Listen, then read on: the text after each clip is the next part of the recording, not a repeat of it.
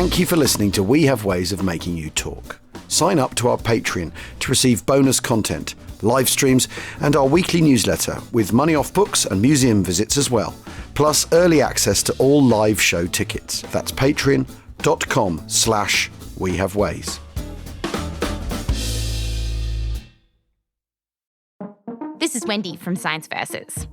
This month, our friends at Ford are the presenting sponsor of Science Versus. If you're curious to learn more about things like electric vehicles, Science Versus is a great listen. We dive into topics like how beavers are helping the fight against climate change, what the greenest way to die is, and what a 100% renewable future looks like, and more. Listen to Science Versus on Spotify. Brought to you by Ford. Ryan Reynolds here from Mint Mobile. With the price of just about everything going up during inflation, we thought we'd bring our prices down. So to help us, we brought in a reverse auctioneer, which is apparently a thing.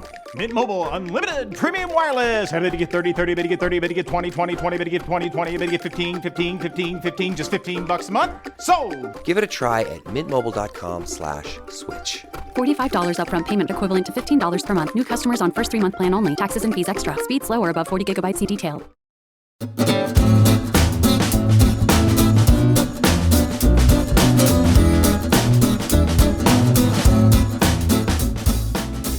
Achtung! Welcome to We Have Ways of Making You Talk, the Second World War podcast, World War II podcast with me, Al Murray, and James Holland. Here's the thing. We're recording this a week before the US election, and something shocking came out in an article in the Atlantic from a new book, in which it's reported that Trump told his former chief of staff, John Kelly, he said to him, "Why can't you be like the German generals?" Kelly explained to Trump the German generals tried to kill Hitler 3 times and almost pulled it off. This correction apparently did not move Trump to reconsider. He said, no, they were totally loyal to him, supposedly, he responded. Now, this is, it's a cocktail of shocking bullshit, isn't it, Jim? Yeah, it is, yeah. The American president, and this is always the thing that we don't quite calculate in the way we think American politics, is the commander-in-chief, isn't it? Yeah, In the way that our prime minister isn't. That prime minister is, the monarch is a senior political figure. Yeah, and has to get in his chief of staff and say, all right, this is what I want you to do. And of course, the chief of staff can resign, can't he? Or she, in theory. But in America, the president is the commander in chief. So what do you mean by that? I mean, okay, so is he saying, all German generals are good, or is he saying what I liked about them was the fact that they'd do exactly what Hitler said, which I suspect is So it's in this article in The Atlantic. So according to Baker and Glesser, John Kelly then explained to Trump that German generals tried to kill Hitler and almost pulled it off. Apparently Trump said, no. They were totally loyal to him. Well, that's because he doesn't know his history. He doesn't know anything. So Kelly then apparently said, do you mean Bismarck's generals? He went, and he didn't know who Bismarck was or about the Franco-Prussian War. I mean, no one does. I said, do you mean the Kaiser's generals? You surely can't mean... Katja does. Well, yeah, but you know what I mean. Yeah. Surely you can't... I'm not expecting a real estate dealer guy maybe to know. Surely you can't mean Hitler's generals. And he said, yeah, Hitler's generals. I explained to him that Rommel had to commit suicide after taking part in a plot against Hitler. Kelly told me that Trump was not acquainted with Rommel. I mean, Rommel, that's not quite right about Rommel, is it? I mean, this is such a bizarre conversation. Yeah. I think what he means is he wants people who in his mind's eye will just do exactly what he says, don't you think? Yeah, they're just as they're told. Yeah. And, you look at people like Keitel, who is the chief of the Oberkommando der Wehrmacht, which is the tri-service German general staff. And it's, it's the first tri-service general staff, I have to say. Yeah. And inherently a very, very good idea, except that, of course, it's not really a tri-service general staff. It's Hitler's mouthpiece. Yeah. And Keitel is called Lachkeitel because a Lachite is a lackey. Yeah. And he is, he just does, he's completely enthralled to Hitler. He does whatever he wants. He survives in post the entire war. Yeah. So much so that he's the man who signs the German surrender in Karlshorst in the army barracks on the 9th of May. Yeah. And later hanged at Nuremberg. Yeah. Well, so, he is loyal, but he also ends up, part of this is that what does loyal mean in this instance? Not argue with, Because after all, it means doing whatever you say. And what he really wants, he wants to have the power to be able to use the armed forces as and when he feels he needs to. And they always say, of course, that it's they're loyal to the Constitution, that their oath is to the Constitution. I mean, obviously, it's so odd to be having this conversation, though, because it is really, really odd. I mean, there's so much over the last 15 years that has completely shocked me. And I really did think in circa 2012, nothing like the Second World War could ever happen again in any way. Yeah. But how wrong I was. I mean, look at Ukraine. Look at the. I mean, you have to be careful about comparing someone like Trump or something with Hitler. But where I think there are similarities is in, Trump says whatever he wants, and he just says it over and over and over and over again. So it's the Goebbels repetition mantra, and a proportion of people, his loyal supporters, believe him or decide to believe him because it fits into their kind of worldview. He is articulating what they're used to think secretly. So people used to kind of think these thoughts and sort of to themselves, but now it's sort of he's made it kind of acceptable to come out with this stuff. Yeah. Why should one be careful about comparing Trump with Hitler? Well, because Trump isn't ordering mass genocide. He's not ideological. He's just a narcissist.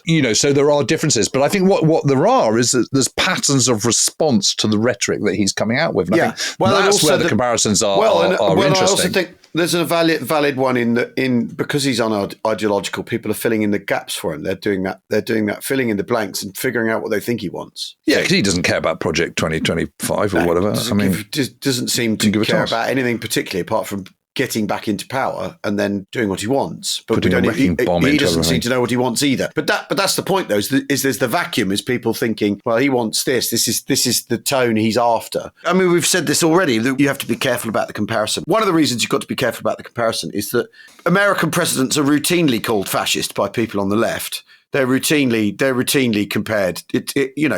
There's a reason Godwin's law. While those on the right are regularly calling people on the kind of left communists, Marxists and communists. I mean, Kamala Harris is probably slightly right of centre compared to in British politics. Well, maybe that's a bit too far. But she's not said anything that George W. Bush would probably disagree with. That they are that much more right-phased than us, I think. But yes, to the point of these labels being completely meaningless. Calling someone a fascist is so totally meaningless that now that someone's come along who seems to have certainly stimulated a lot of interest from people who you can describe as that, the criticism is without it has no charge in it, has no electricity in it because it's overused. I think that's fair. I mean, if anything, that's a completely orange squash observation of what's happened. You bandy a word about enough, it loses all its power or its meaning. So when you actually need to resort to it, it doesn't work anymore. And I think and I suppose, but just go back to the generals. I mean, the other thing about the generals is that, they did have to pledge an oath of allegiance to Hitler. Yes.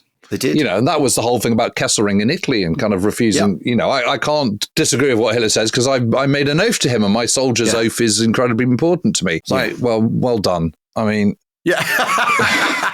Okay, fine. Okay, so your moral compass is such that an oath that you made to a despot is more valuable than doing what is right or wrong, and tens of thousands of lives. I mean, of your own men, frankly. So I would say that's extremely questionable. But be that as it may, that's how he believed, and that's how a lot of people believed, and a lot of people obviously were terrified of Hitler and completely fought him. Although, actually, I mean, the number of people up until July 1944 that were executed for disobeying orders was zero, I think. Yeah. I don't think anyone was. I mean, you were sacked.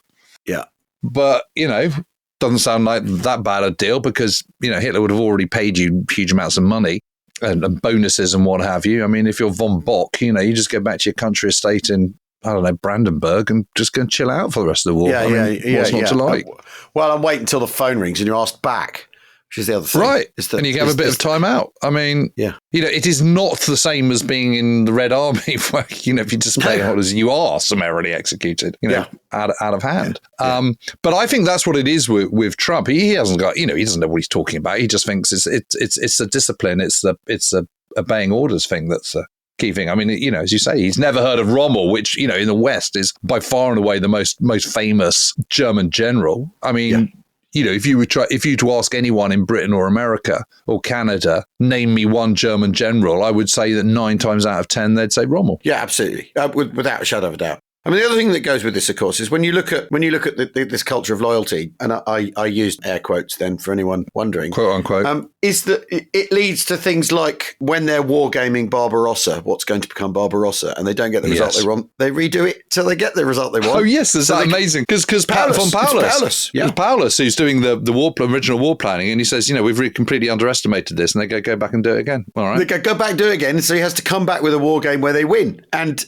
you think, well, this is crazy, and so based on the war game, on the cooked up, falsified war game that he has to come back with, they embark on Barbarossa, which, after all, it is very much the beginning of the end, isn't it? It's the. But you can see Trump going down that route, can't you? I mean, I could. What, saying no? Come back with news I want to hear. You mean? Yeah, absolutely. I think it's incredible. I think we've got an overinflated opinion of the German generals based on the Blitzkrieg, and don't forget that from the autumn of 1942, where it all starts to go horribly wrong, combination of the encirclement at Stalingrad, defeat at Alamein, invasion of Northwest Africa, etc. On all those fronts, they're suddenly in retreat, and the generals are now fighting a defensive war, which, as we know and discussed many times, is much easier than fighting an attacking war. Who are the stars? Who are the standout figures in the early part of the war? Well,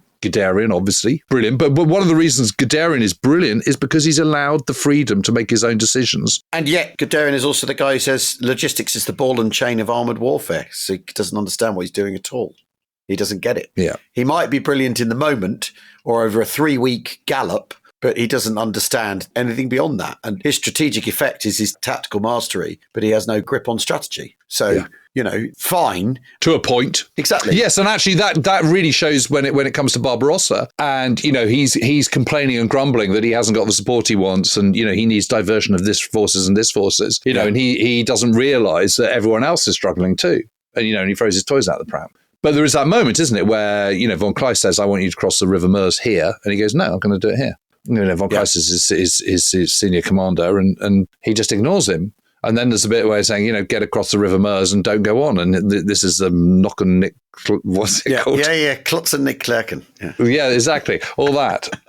And he just does it. But by December 1941, 16th of December, I think it's 16th of December, when Hitler sacks von Brauchitsch and makes himself direct commander-in-chief of the army, those days are over.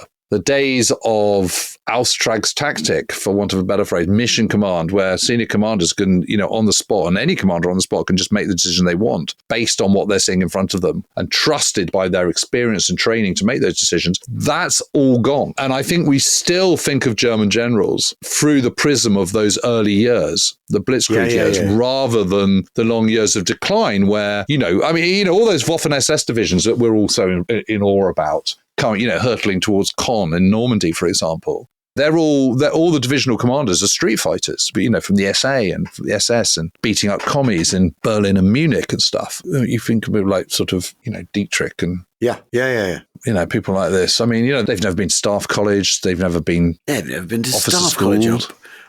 College job. They've not been to Kriegsschule. But that's really interesting, isn't it? Because after all, it's the staff college culture that's the thing that's supposedly so that's the secret to Germany's success, isn't it? And they've had a staff college since Clausewitz witnessed the battle, the debacle at Jena and all that, right? Yes, yeah. Right, and Prussia's an army looking for a state, and all that stuff. And yet, when it comes down to it, you've got people. This springs from Hitler saying, "Well, I never went to staff college, and I know what I'm doing." So that completely opens the doors to all sorts of knuckleheads and chances. Yes, I've read lots about Frederick the Great. That whole argument just doesn't work at all. Because, of course. But it particularly doesn't work because, not least because I would say I've read more about military history than Hitler had. And, I'm no capable of being a field marshal. No. God forbid. God forbid is I think the key part of that. Yeah. But it is interesting because there is a very much a German way of war. And, this goes back to Frederick the Elector. It certainly goes back to Frederick the Great. And this is an acknowledgement of Germany, before that Prussia's position in the heart of Europe, where you're surrounded by other countries. You potentially have threats on multiple fronts. You don't have a huge amount of natural resources yourself. You can't just jump into ships and kind of,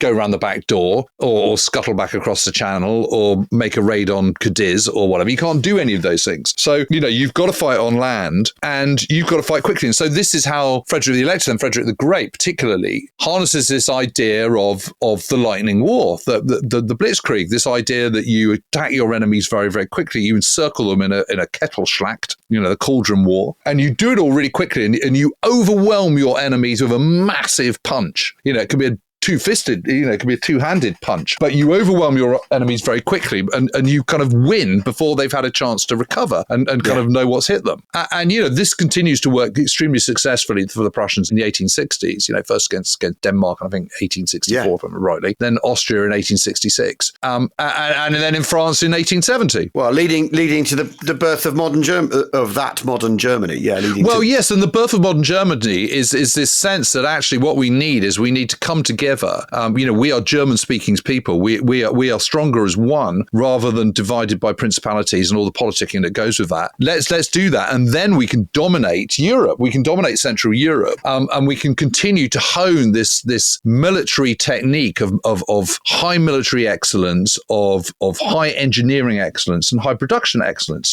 Technological excellence. Hence the Maxim gun and all the rest of it. The Germans, Imperial Germans, are absolutely at the forefront of all of this. And that is based out of the principle that if you want to survive in our geographical position in the center of Europe, you need to be militarily strong and you need to be absolutely ahead of the curve technologically. I mean, this is what drives the dreadnought building in the Edwardian era in the first decade of the 20th century, when they're suddenly thinking, land army isn't just enough. We need a naval force as well to combat the threat of Britain, so that we don't there is no dominant power in Europe, which means that we can maintain our position as a manufacturing, high production, high engineering, high tech nation, all of which is incredibly sensible. And this tradition survives the First World War and is rekindled by the Nazis into the Prussian elites, so that when they come to the start of war, Hitler's first moves have all been done peaceably, whether it be retaking the Rhineland, whether it be going into Austria and the Anschluss and all the rest of it. Yeah. Then it's tested with the invasion of Poland, which they pull off. And frankly, by the skin of their teeth, actually, despite the kind of overwhelming nature that it appears outwardly. And then it's kind of honed for the blitzkrieg in Scandinavia, and then, of course, in the West. And what they're doing yet again is they're harnessing high technology, i.e. radios in this instance more than anything else, and high velocity weaponry, anti-tank guns and high excellent machine guns and mortars. And they're doing this with new technological developments in machinery, such as half-tracks armored cars, as well as panzers, tanks. They're bringing it all together in this mobile spearhead, which can communicate with itself. But the principles, and augmented also, of course, by the Luftwaffe. The Luftwaffe is a spearhead strike force for the ground forces. That's what it's designed to do. But here's the thing, is that this is part of the beguiling thing about the 1940s, isn't it? Is that they have done all this, whereas the victory in 1940 that the Germans experienced is as much to do with all the things that the other side haven't done. It is, because the other side haven't kept up with this. France hasn't kept abreast with technology. They aren't taking it seriously. They've politically riven. Yeah, they have a proper misapprehension of German intentions, and so on. And those things are as, or if not more important than the fact that Germans got themselves organised. Because after all, Fall was the thing. Supposedly, you can war game. This is case yellow. This is the invasion of the Low Countries. Yeah, you can war game it 100 times and it only comes up. The Germans only win it once. Because basically the French do everything they possibly can to help out. But the only way that's going to work is if the French can communicate with themselves, because they are by their nature slow and cumbersome, and even the tanks they've got, they might be bigger with thicker armour and bigger guns, ones, but they're slow tanks. The Char Bs and Samoas and all the rest of it. This is all to do with that's easily as important as what the Germans have focused on doing and what the reforms the Germans have, the new ways that it's easily important that the French and the British are doing it the old-fashioned way, or haven't kept up. And so much generalship is about what, who your opponent is, what he's preparing to do, what his appreciation of the situation is. You think of the Ardennes battle in 1944, the Battle of the Bulge. Is that German brilliance or American complacency or both? Or you know what I mean? But I mean, or the weather.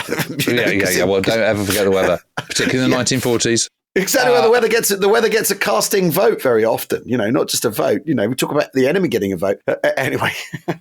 Yeah, I mean, I suppose the point I'm trying to make about the early years of the Second World War is that what they're doing in 1940 is exactly the same that they've always done since the 18th century, start of the 18th century, which is fight make sure that you are technologically superior to your enemy, that your troops have better training for the job in hand, and that you do whatever you do incredibly quickly so that you can all go home after, a day, 2 weeks, 6 weeks, whatever. And it's all over very quickly so that you're not having a long drawn out drain on resources.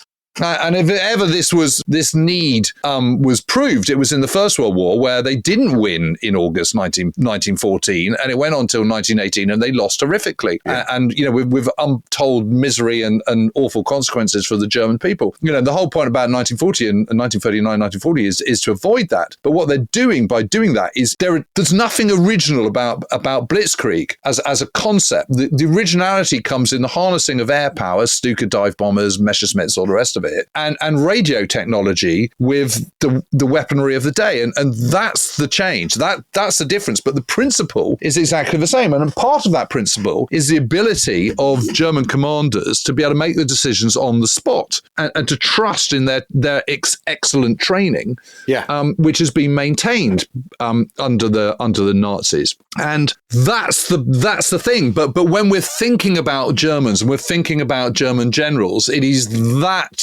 those years. It is Guderian in his leather double-breasted coat, it is Rommel in his double-breasted coat, looking around, looking like the dog's bollocks, and winning everywhere they go.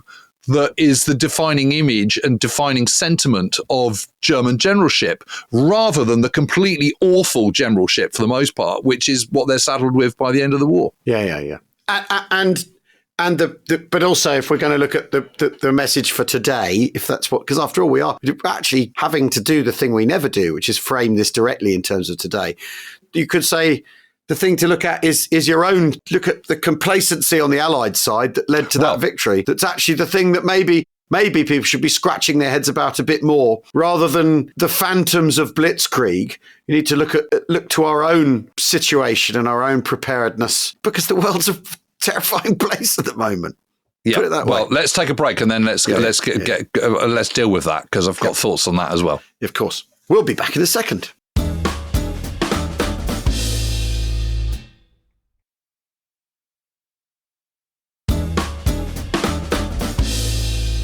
Welcome back to Weird Ways of Making You Talk, where Jim and I are chewing this particular piece of cud. But I mean, so the start of the war, 1940, the Blitzkrieg legend, is the thing that attracts people to the sort of cult of the German general. And funny enough, actually, this is the thing that Wade Bjorn talked about, that in the American army, you've got people calling their tanks panzers and stuff, and that there was very much a kind of like blitzkrieg fetish, might be too strong a word, but like a real enthusiasm for blitzkrieg and all that way of looking at warfare. And certainly, Tommy Franks, who commanded the Second Gulf War, the whole idea is that was a great big panzer punch to Baghdad without worrying about your flanks, and you roll on. And that was informed by looking at the German way of doing things in 1940. And then, of course, you can look at Barbarossa without looking at the outcome of Barbarossa, can't you? And go, gosh, isn't this spectacular? If you just look at the first 2 months, what's not to like about Barbarossa? It's the 4 years that follow it. You know what I mean?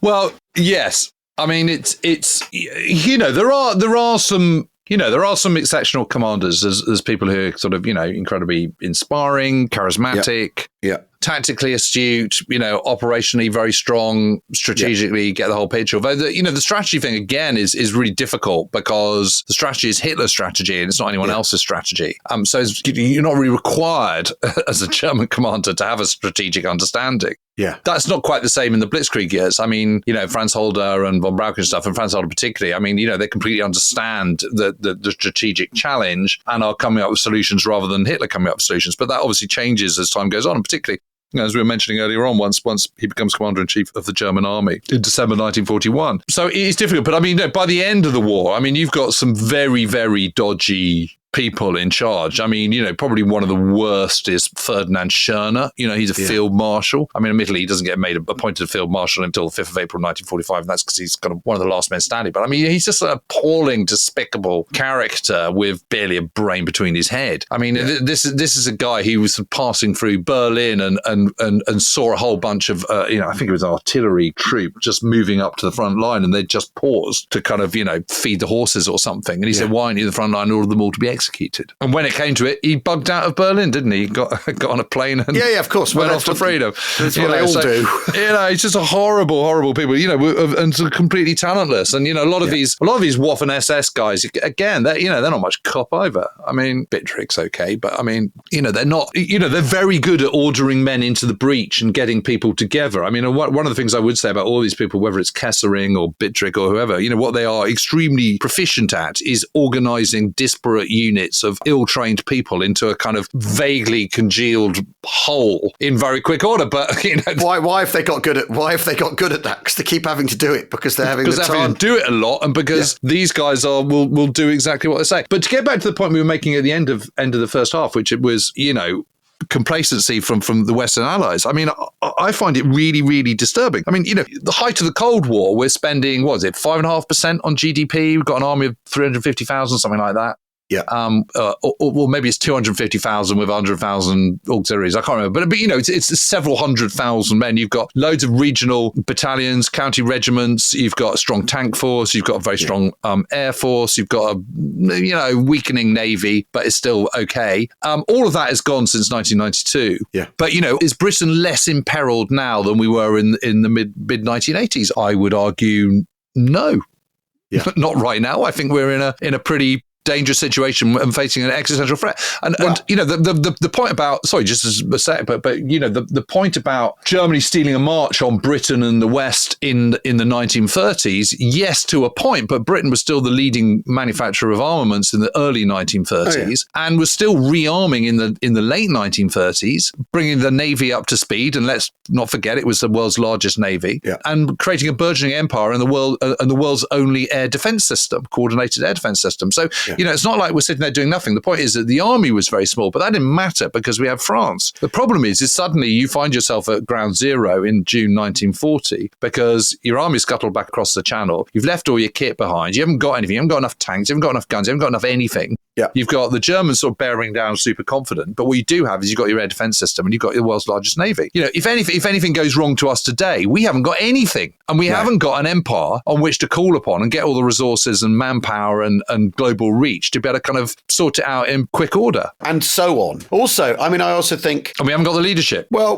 as well as I do, in 1939, there were plenty of people saying who will die for Danzig. The idea that the Danzig corridor, the idea that it's a faraway place of which we know nothing, that those kind of ideas that were being certainly kicked around in political debate in late 38 and into 1939. There's surely an awful lot of people who, let's say, Ukraine falls, and it's an appalling idea to entertain. And Lithuania or Estonia, or the Baltic states are next. I can think of all sorts of friends of mine who've got lads who would probably have to go if the shit really hit the fan. Who will die for Vilnius? And there's an awful lot of people who think no, that's not worth my kids. And you know what? I don't have sons. My daughters will be too old if it happens in 5 years' time, or whatever. So I'd sort of think, great, brilliant.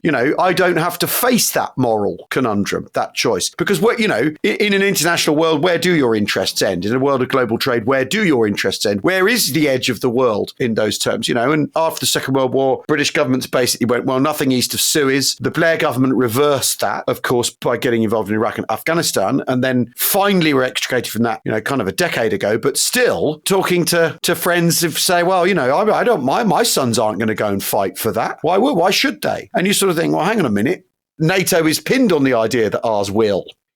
Those core ideas. Well, there are treaty obligations on NATO that if another NATO country is invaded, then you've got to come to the help, which is the problem with the Baltic states, which Putin clearly has eyes on. His eyes on. You can see a scenario where there's quite a lot of Russian Lithuanians or Russian-speaking Lithuanians, and he goes, well, they asked me to come and help because they're feeling oppressed. Yeah. So I'm just sticking up for Russians, and it all kicks off. I mean, you can also have a situation where North Korea is now in Russia, so that's a game changer because it just very much globalizes things. It's globalizing it, and then you can see South Korea going, well, we're not going to put up with this.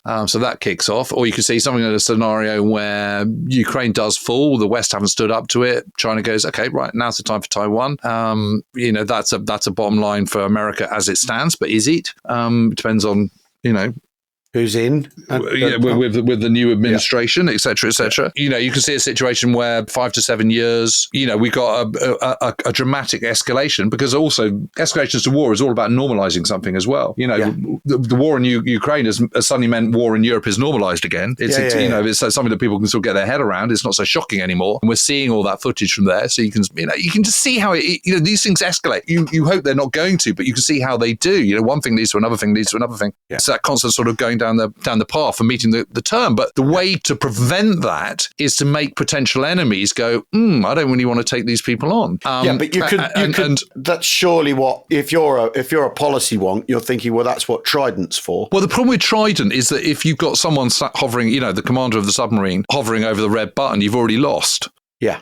I cannot see a single scenario in which we would ever press the red button. I'm not saying we should get rid of the nuclear deterrent. I'm saying we should massively up our defense spending. Yeah, and for those who say we can't afford it, I would say look at Poland, who's got the fastest growing economy in Europe. Of course, but then I suppose they see these things very differently because they were occupied by the Soviets. Of course, but if you want to secure peace and make sure that we don't end up in a war, the West needs to show some serious leadership, and it needs to rearm now, not with 2.5% in 2030. It needs to be 5% right now, and we need to use that to actually improve the economy rather than drain the economy.